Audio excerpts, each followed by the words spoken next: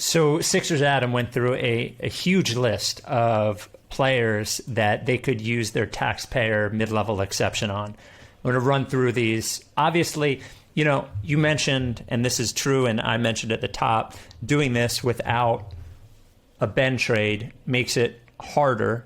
I do think that there's certain positions where certain players where we could probably use that guy no matter what.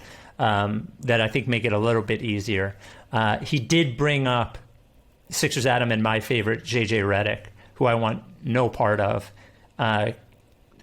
Personally, I don't know how you feel. For like the minimum, I'd probably be fine with it, like something like that. I think. Well, he won't sign for a minimum, I don't think. I mean, he flamed out. He didn't do well in New Orleans, and then barely played in Dallas. I think the market for him is going to be significantly less.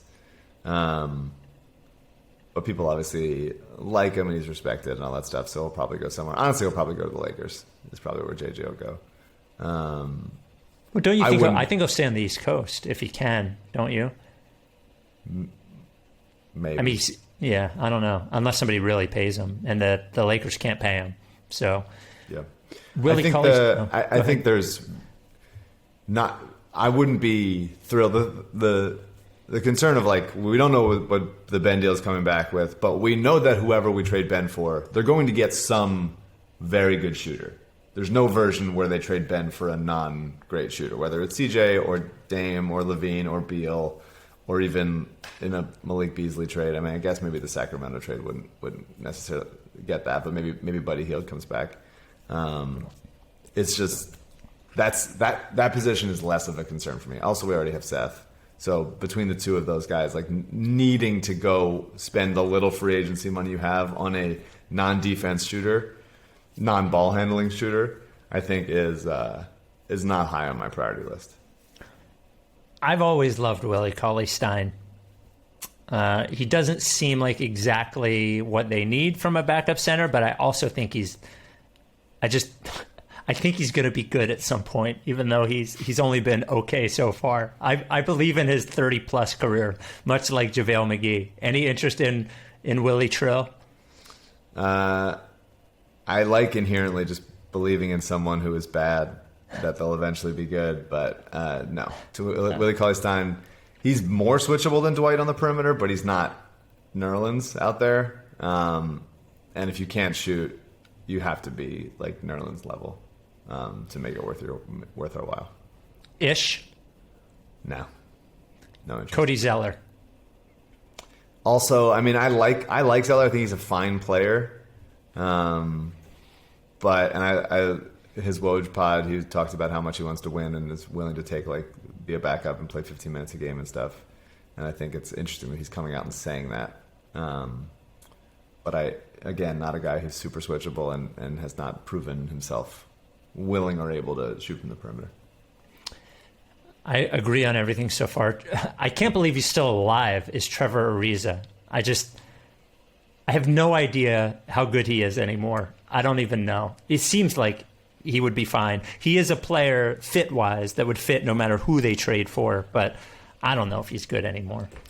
Yeah, I mean, big body, somewhat defensive-minded still, some shooting still.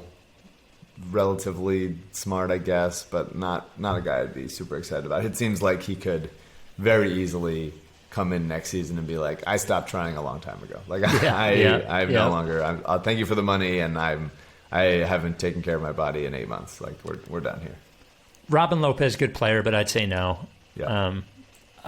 Iggy, just for the story, would be great, but there's just no way he's signing in Philadelphia. I think it's impossible. I don't know. I would love. He hated it here. He hated it the whole time. He hated it. Yeah. I wonder if he's grown up and he thinks that he could really be helpful, and especially if Ben is gone, having a Iguodala off the bench as even just like a Matisse mentor would be really, really cool. So I would like it, but not if Ben's still here. Then I think you cannot. I'm operating under the assumption that obviously that Ben won't be here. Alec Burks, I think, is a loser. I don't want Alec Burks. You? He was good when he was here. It's strange that he didn't play more, and then he was really good in New York. I I don't think Alec Burks wants to be here either.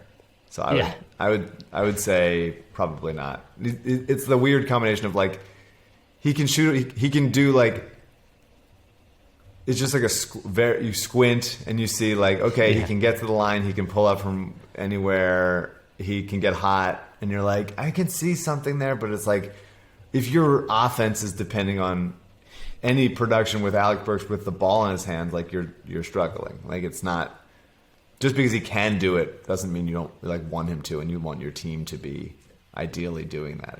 It's a weird spot. You'd rather have somebody who's a little more consistent off the catch and displays more effort on the defensive end. He gets hot just enough times during the season for where you think he's really good, and you forget about the other times where he doesn't. Sure. Yeah. This name I think is good is Daniel Theis.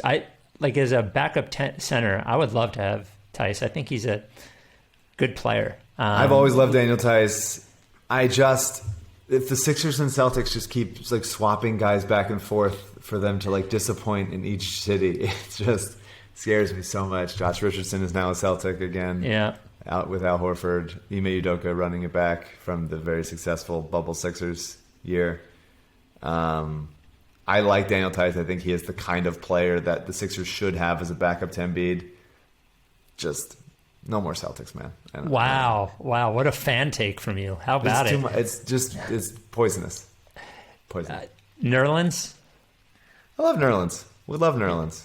I would prefer... It matters more to have a stretch five who is an actual stretch five if Ben is here.